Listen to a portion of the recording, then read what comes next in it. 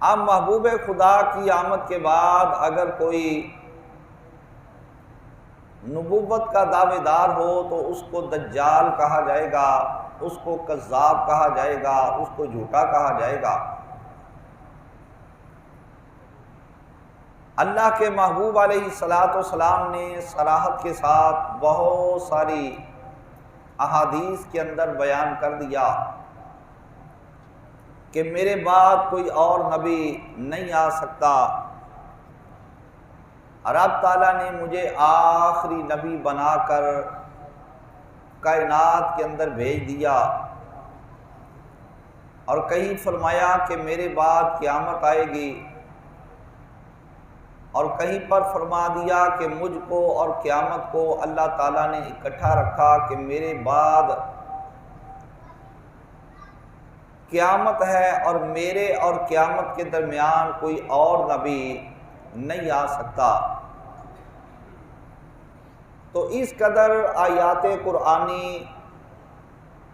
اور احادیث رسول صلی اللہ علیہ وسلم کے بعد پھر بھی اگر کوئی گنجائش تلاش کرتا ہو یا گنجائش کو باقی رکھے ہوئے ہو کہ کوئی آ سکتا ہے، یا کوئی کہے جی آیا تھا، کوئی کہے آئے گا، اس طرح کے الفاظ جتنے بھی بولنے والے ہیں وہ سارے کے سارے اسلام سے اور ایمان سے خالی ہو جائیں گے۔ آقا نامدار صلی اللہ علیہ وآلہ وبارک وسلم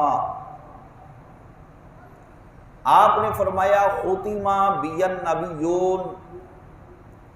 مجھ پر اللہ رب العالمین نے نبوت کا سلسلہ مکمل کر دیا، نبوت کا دروازہ اللہ تعالیٰ نے میری آمد پر بند کر دیا۔ قرآن مجید میں ایک تو یہ آیت ہے جو آپ کے سامنے عنوان گفتگو کے طور پر تلاوت کی، جس میں فرمایا خاتم النبیین،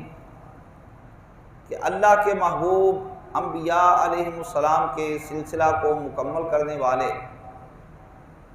اور کہیں پر فرمایا وما ارسلناک الا کافۃ للناس، پیارے محبوب ہم نے آپ کو تمام انسانوں کے لیے کافی اور وافی بنا کر بھیج دیا۔ جتنے بھی انسان قیامت تک آئیں گے ان سب کے لیے آپ کو بھیجا گیا، اور آپ کو کیا بنا کر بھیجا گیا؟ آپ کو نبی بنا کر بھیجا گیا۔ للناس الف لام کے ساتھ فرمایا کہ جتنے بھی لوگ دنیا کے اندر آئیں گے، آ چکے، آج ہیں یا قیامت تک آئیں گے، فرمایا کہ پیارے محبوب ان سب کے لیے وما ارسلناک، آپ کو کافی اور وافی بنا کر بھیج دیا۔ تو پتہ یہ چلا کہ حضور کی نبوت قیامت تک آنے والے سارے انسانوں کے لیے کافی ہے۔ تو جب آپ کی نبوت قیامت تک آنے والے سارے انسانوں کے لیے کافی ہے تو پتہ چلا کہ آپ کے بعد کسی اور نبی کی گنجائش باقی رہ ہی نہیں سکتی۔ آپ دیکھو نا، ایک بندہ کہے کہ جناب مجھے ایک دن کے لیے، ایک دن کا خرچہ پورا کرنے کے لیے مجھے اتنی رقم کافی ہے، مثلا 1000 روپے مجھے کافی ہے، اس کا مطلب ہے کہ 1000 سے زیادہ کی اس کو حاجت نہیں، کیونکہ ایک دن اس نے گزارا کرنا، اس کے لیے 1000 روپے کافی ہے۔ تو اگر 1000 روپے اس کو کم ہوتا تو تب وہ کہتا کہ یہ ناکافی ہے، اس کے بعد مجھے اور پیسوں کی بھی حاجت ہے۔ رب تعالیٰ نے فرمایا وما ارسلناک الا کافۃ للناس، پیارے محبوب جتنے بھی لوگ دنیا میں آئیں گے جن پر لفظ الناس بولا جائے گا اس سب کے لیے آپ کو کافی بنا کر بھیج دیا گیا۔ تو لوگ قیامت تک آتے رہیں گے، پتہ یہ چلا کہ قیامت تک جنہوں نے آنا ہے ان کے لیے اللہ کے پیارے محبوب کی نبوت ہی کافی ہے۔ اگر کچھ لوگوں کے لیے نبوت آپ کی کافی نہ ہوتی تو پھر ضرورت پیش آتی کہ آپ کے بعد کوئی اور نبی بھیجا جاتا، تو جب قرآن نے صراحت کے ساتھ فرما دیا کہ آپ سارے انسانوں کے لیے کافی بنا کر بھیج دیے گئے، کہیں پر فرمایا لِتُخْرِجَ النَّاسَ مِنَ الظُّلُمَاتِ إِلَى النُّورِ، آپ کو اس واسطے بھیجا گیا کہ آپ سارے انسانوں کو اندھیرے سے نکالیں اور ان کو روشنی کی طرف لے جائیں۔ اور کہیں پر فرمایا گیا کہ وَلَقَدِ اسْتُهْزِئَ بِرُسُلٍ مِّن قَبْلِكَ، آپ سے پہلے جتنے رسول گزرے ان سب کے ساتھ کفار نے مذاق کیا، ان کا مذاق اڑایا گیا۔ اور کہیں پر فرمایا گیا کہ الذین یؤمنون بالغیب ویقیمون الصلاۃ ومما رزقناہم ینفقون والذین یؤمنون بما انزل الیک وما انزل من قبلک۔ پیارے محبوب مصطفیٰ، متقی وہ ہوتے ہیں جن کی ایک علامت یہ ہے آپ سے پہلے اتارے گئے کلام پر بھی ایمان لاتے ہیں، جو آپ پر اتارا گیا اس پر بھی وہ ایمان لے آتے ہیں۔ اب آگے نہیں ذکر کیا وَمِن بَعْدِكَ کہ جو کلام آپ کے بعد آئے گا اس پر بھی ایمان رکھتے ہیں، اس واسطے کہ آپ کے بعد اگر کوئی کلام آنا ہوتا تو اس کلام کے لیے لازماً کسی نبی کا انتخاب کیا جاتا۔ تو جب آپ کے بعد کلام آنا ہی نہیں تو نبی کے بغیر کسی اور کے اوپر کلام آ نہیں سکتا۔ تو جب آپ کے بعد کسی کلام کا اللہ تعالیٰ نے ذکر ہی نہیں فرمایا، پتہ چلا آپ کے بعد کوئی کلام بھی نہیں آئے گا، اور جس ذات کے اوپر اللہ کا کلام اتارا جاتا ہے ایسی کوئی ہستی بھی امام الانبیاء کے بعد دنیا کے اندر پیدا نہیں ہو سکتی۔ اسی طرح اللہ رب العالمین نے فرمایا وَإِذْ أَخَذَ اللَّهُ مِيثَاقَ النَّبِيِّينَ لَمَا آتَيْتُكُم مِّن كِتَابٍ وَحِكْمَةٍ ثُمَّ جَاءَكُمْ رَسُولٌ مُصَدِّقٌ لِّمَا مَعَكُمْ۔ اے پیارے محبوب مصطفیٰ، اس وقت کو یاد کرو جب اللہ رب العالمین نے سارے انبیاء سے پکا وعدہ لیا تھا، اے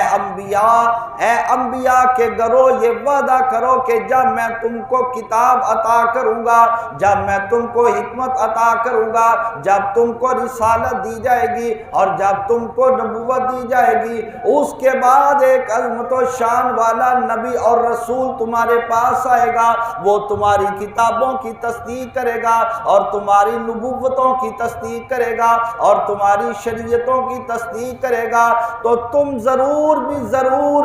میرے اس پیارے محبوب مصطفیٰ کے اوپر ایمان بھی لے آنا اور میرے پیارے محبوب مصطفیٰ کے دین کے سچے اور پکے مددگار بھی بن جانا۔ اب یہاں پر فرمایا مصدق لما معکم، کہ جو تم کو دین دے دیے گئے، جو تم کو کتابیں دے دی گئی، جو تم کو نبوت دے دی گئی، جو تم کو رسالت دے دی گئی، الغرض اللہ کی طرف سے جو کچھ تم کو دے دیا گیا، اے نبیوں اور اے رسولوں، آخر میں میرا پیارا محبوب مصطفیٰ جلوہ گار ہو کر اس سب کی تصدیق کر دے گا۔ یہ نہیں فرمایا کہ اس نبی کے بعد جو کچھ آئے گا وہ اس کی بھی تصدیق کرے گا، نہ، آپ کی آمد سے پہلے پہلے جو کلام آئے گا آخری نبی اس کی بھی تصدیق کرے گا، جو انبیاء آئیں گے آخری نبی ان کی بھی تصدیق کرے گا، جو رسول آئیں گے آخری نبی ان کی بھی تصدیق کرے گا۔ اس سے معلوم یہ ہوا کہ اللہ کے محبوب علیہ السلام کی آمد کے بعد اور کوئی نبی اس کائنات کے اندر آ ہی نہیں سکتا، پیدا ہو ہی نہیں سکتا۔ اللہ رب العالمین نے نبوت کا دروازہ ہی بند کر دیا، اور ایک اور مقام پر فرمایا الیوم اکملت لکم دینکم۔ پیارے محبوب مصطفیٰ، آج کے دن میں نے ان لوگوں کو بتا دیں اپنے غلاموں کو کہ تمہارا دین تمہارے لیے مکمل کر دیا۔ اور دین یہ اللہ تعالیٰ کا ایک پیغام ہے، اور نبی اللہ کا پیغام لے کر آیا کرتا ہے۔ جب پیغام مکمل ہو گیا تو اب کوئی پیغام لانے والا اگر آئے گا تو پیغام لے کر کیا آئے گا؟ پیغام تو مکمل ہو چکا ہے، لانے والی چیز تو باقی رہی کوئی نہیں، جو چیز بھیجی جائے وہ تو باقی رہی کوئی نہیں، تو بھیجنے والے کی ضرورت بھی باقی نہ رہی۔ پتہ یہ چلا کہ اللہ کے محبوب علیہ السلام کی آمد پر اللہ تعالیٰ نے نبوت کا سلسلہ مکمل فرما دیا۔ اور پھر احادیث کے اندر آقا نامدار صلی اللہ تعالیٰ علیہ وسلم نے بڑی وضاحت کے ساتھ فرما دیا۔ حضرت ابو ہریرہ رضی اللہ تعالیٰ عنہ روایت کرنے والے، عن ابی ہریرہ رضی اللہ تعالیٰ عنہ ان رسول اللہ صلی اللہ علیہ وسلم قال ان مثلی ومثل الانبیاء من قبلی کمثل رجلا بنا بیتا فاحسنہ واجملہ الا موضع لبنۃ من زاویۃ فجعل الناس یطوفون بہ ویعجبون لہ ویقولون ہلا وضعت هذه اللبنۃ قال فانا اللبنۃ وانا خاتم النبیین۔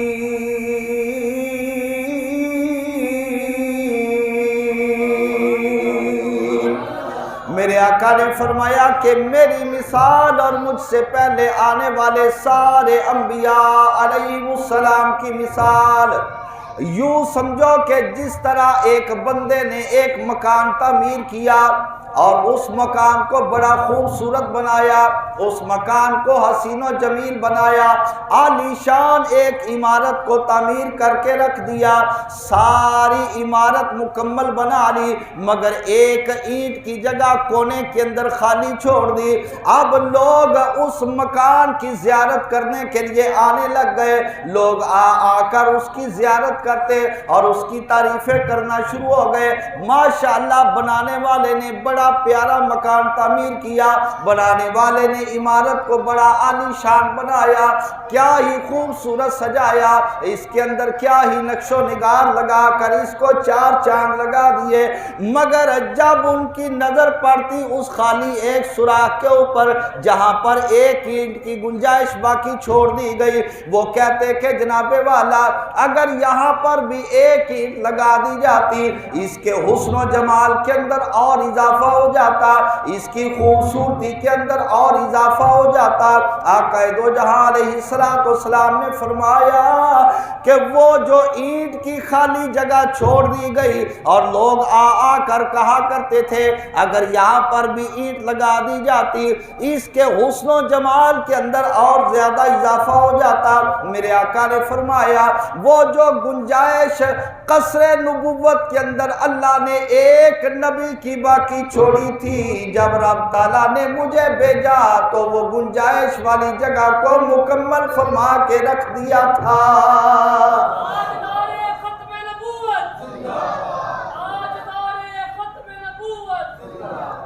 آقا نامدار علیہ السلام نے اس کے آگے فرمایا انا خاتم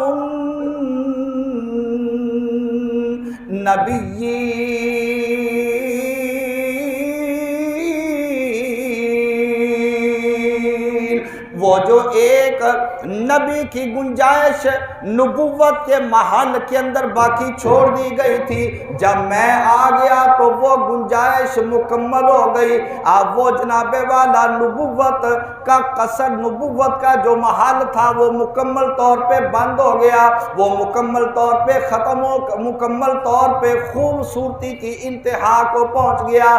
اب دیکھو اگر انبیاء علیہ السلام کے اندر آقا نامدار صلی اللہ تعالیٰ علیہ وآلہ وبارک وسلم نہ ہو، ہر کوئی کہتا ہے کہ جناب والا اگر یہاں پر بھی کوئی اللہ تعالیٰ کا نبی جلوہ گر ہو جاتا، اگر اللہ تعالیٰ کا کوئی نبی یہاں پر بھی رب تعالیٰ کی طرف سے آ جاتا،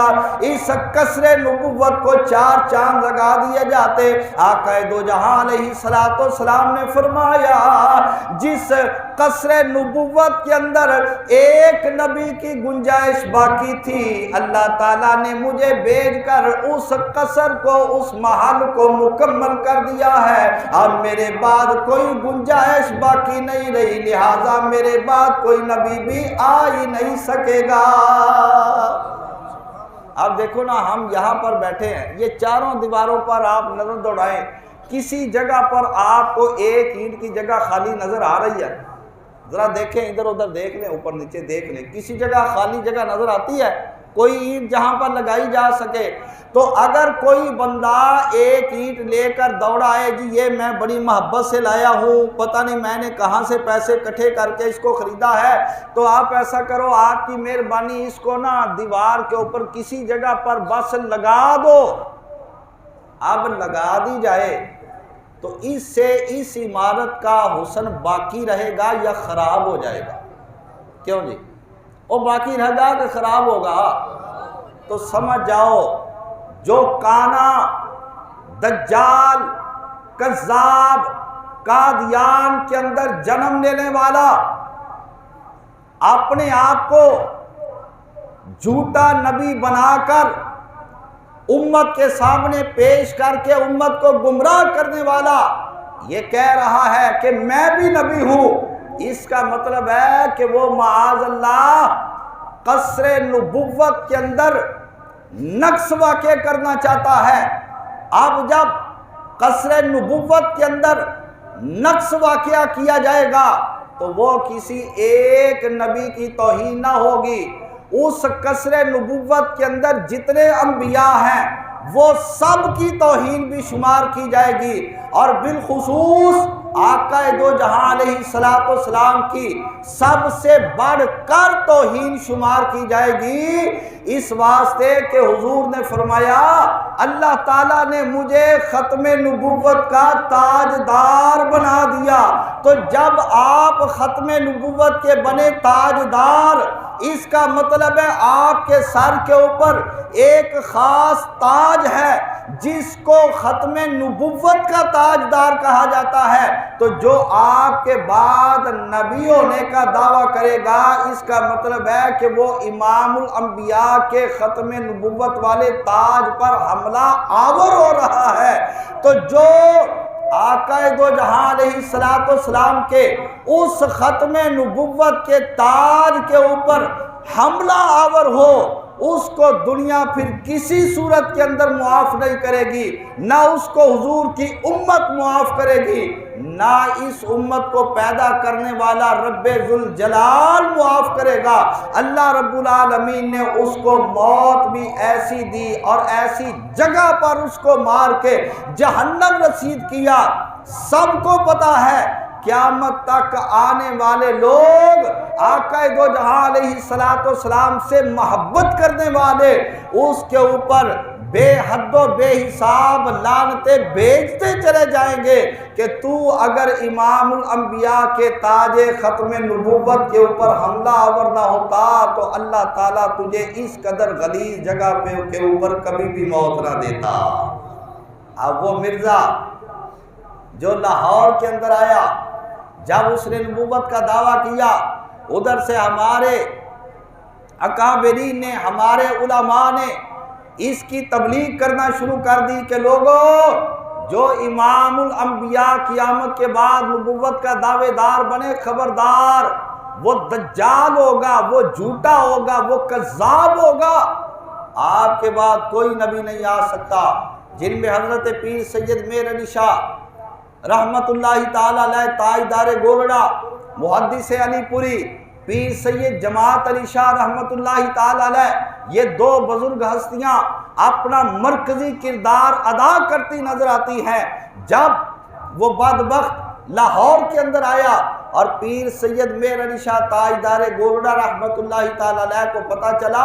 آپ بھی سفر کر کے گولڑا شریف سے لاہور جلوہ گر ہو گئے کہ اس بدبخت کا میں مقابلہ کروں گا، اور اس سے قبل جب آپ مدینہ منورہ تشریف لے گئے تھے اور آپ نے ارادہ کیا تھا یا رسول اللہ اب میں مرتے دم تک آپ کے شہر کے اندر رہوں گا، اللہ کے محبوب علیہ السلام نے خواب کے اندر آ کر فرمایا تھا میر علی شاہ سے کہے پاکستان واپس چلا جائے، وہاں پر ان قریب ایک بہت بڑا فتنہ پیدا ہونے والا ہے، اس کا مقابلہ اگر کوئی کرے گا تو میرا یہ غلام پیر میر علی شاہ ہی کرے گا۔ آپ لاہور آ گئے، آپ نے مرزے کو چیلنج کر دیا، آپ نے فرمایا اگر تیرے اندر کوئی دم خم ہے تو آپ میرا مقابلہ کر۔ فرمایا میں تو امام الانبیاء کا ایک چھوٹا سا غلام ہوں، تو میرا مقابلہ نہیں کر سکتا، نبوت کا دعویٰ کس زبان سے کرتا ہے، ذرا اپنی حیثیت تو دے۔ اور پھر آپ نے حضرت پیر سید جماعت علی شاہ علی پوری کو دعوت دی، آپ نے فرمایا حضور آپ بھی لاہور کے اندر آ جائیں۔ پیر جماعت علی شاہ آپ بھی لاہور کے اندر آ گئے۔ 22 مئی 1908 کا جمعہ بادشاہی مسجد کے اندر پیر سید جماعت علی شاہ محدث علی پوری نے پڑھایا اور آپ نے فرمایا لوگو میں نے آج تک کبھی پیشین گوئی نہیں کی، نہ یہ میری فطرت کے اندر داخل ہے کہ پہلے کہوں ایسا ہو جائے گا ایسا ہو جائے گا، لیکن مجھے اتنا یاد ہے 1904 کے اندر ایک بار اسی بدبخت کا ایک ماننے والا اس کے بارے میں میری زبان سے نکل گیا تھا کہ ان قریب اس کی موت آ جائے گی۔ کچھ دن گزرے تھے کہ وہ واصل جہنم ہو گیا تھا، اب مجھے لگتا ہے کہ اس کا وقت بھی تھوڑا ہے، ان قریب یہ بھی اپنے انجام کو پہنچ جائے گا۔ اور ادھر سے پیر میر علی شاہ رحمت اللہ تعالی علیہ نے فرمایا، آپ نے فرمایا پیر سید جماعت علی شاہ محدث علی پوری کو آپ نے فرمایا کہ آپ مجھے اجازت دیں میں واپس گولڑے چلا جاتا ہوں۔ حضور والا کیوں؟ اس کا مقابلہ کس نے کرنا ہے؟ آپ نے فرمایا آیا تو میں اسی لیے تھا مگر مجھے نظر آ رہا ہے کہ یہ شکار میرا نہیں، یہ کسی اور اللہ والے کا شکار ہوگا۔ آپ نے پہلے ہی بتا دیا کہ یہ شکار کسی اور کا ہے۔ اور آپ نے ایک بار پھر فرمایا، آپ نے فرمایا مرزا سامنے تو آ کر بات تو کر، اگر تو سچا اپنے آپ کو کہتا ہے ایسا کرتے ہیں کاغذ قلم میز کے اوپر تو بھی رکھ دے، کاغذ قلم میز کے اوپر میر علی شاہ بھی رکھ دیتا ہے، تو اپنے قلم کو حکم دے قرآن کی تفسیر لکھنا شروع کر دے ہاتھ لگائے بغیر۔ میں اپنے قلم کو حکم دیتا ہوں قرآن کی تفسیر لکھنا شروع کر دے ہاتھ لگائے بغیر، جو سچا ہوگا وہ دور بیٹھا ہوگا اس کا قلم خود بخود لکھتا چلا جائے گا۔ بعد میں آپ کے مریدوں نے کہا حضور والا اتنا بڑا دعویٰ آپ نے کیا کیسے تھا؟ آپ نے فرمایا میں نے ایسے ہی دعویٰ نہیں کر دیا تھا، امام الانبیاء کی بارگاہ سے مجھے اشارہ ہوا تھا تو میں نے آپ کا اشارہ پا کر آپ کا حکم پا کر آپ کے حکم کی تعمیل کرتے ہوئے اتنا بڑا دعویٰ کیا تھا۔ حضرت پیر میر علی شاہ واپس گولڑے کے اندر چلے گئے اور اس کے بعد پیر سید جماعت علی شاہ جگہ جگہ پر جلسے کرتے رہے، گلی گلی جلسے کرتے رہے، نگر نگر جلسے کرتے رہے اور امت کو یہی پیغام دیتے رہے اپنا ایمان بچا کر رکھنا، فتنے کا دور ہے، اپنا ایمان بچا کر رکھنا، ایک بہت بڑا فتنہ رونما ہو چکا ہے، اپنا ایمان بچا کر رکھنا۔ آخر کار کیا ہوا؟ 28 مئی آئی، اس سے 1 یا 2 دن پہلے اچانک رب تعالیٰ نے اب اس کو جہنم رسید کرنا تھا، مرزے کو حیضے کی بیماری کے اندر مبتلا کیا۔ آپ کو پتہ ہے حیضے میں کیا ہوتا ہے؟ الٹیاں آتی ہیں، موشن لگتے ہیں، حیضے کی بیماری کے اندر مبتلا کیا، کبھی الٹی آ رہی ہے، کبھی وہ ادھر جا رہا ہے بیت الخلاء کے اندر، بس یہی اس کی آمد و رفت رہی۔ اور 8 مئی جب دوپہر کا وقت آیا وہ ایسا اپنے انجام کی جگہ کو پہنچا کہ دوبارہ اس کو باہر آنے کی توفیق نہ ملی۔ اللہ رب العالمین نے کائنات والوں کو دکھا دیا کہ جو میرے محبوب کی آمد کے بعد نبوت کا دعوے دار بنے پھر اس کو ایسی گندی جگہ کے اوپر موت دے کے نشان عبرت بنا دیا جاتا ہے۔ آقا دو جہاں علیہ السلام کی ختم نبوت کا جھنڈا یہ قیامت کی صبح تک بلند رہے گا۔ اگر کوئی اس کو سرنگوں کرنے کی کوشش کرے گا، رب العالمین اس کو نشان عبرت بنا دے گا، رب تعالیٰ اس کی نسلوں تک کو تباہ و برباد کر دے گا۔ لیکن یہ بات بھی مد نظر رہے، اگر کوئی ختم نبوت کے قانون کو چھیڑے گا تو وہ بظاہر تو سمجھے گا کہ میں اتنی بڑی کرسی کے اوپر بیٹھا ہوں، میں اتنے بڑے منصب کے اوپر بیٹھا ہوں، یہ مولوی میرا کیا کر سکتے ہیں۔ اللہ رب العالمین ان چٹائیوں کے اوپر بیٹھنے والے اپنے درویشوں کو اتنی روحانی طاقت اور پاور اور رعب عطا کر دیتا ہے کہ وہ فرعون وقت اپنی کرسی کے اوپر ناز کرنے والا ان کے سامنے گوڈے اپنے گھٹنے ٹیکنے کے لیے تیار ہو جایا کرتا ہے اور ان کے سامنے ذلیل و رسوا ہو جایا کرتا ہے۔ اللہ رب العالمین کی بارگاہ میں دعا ہے ہم سب کی حاضری اپنی بارگاہ میں قبول فرمائے، آمین۔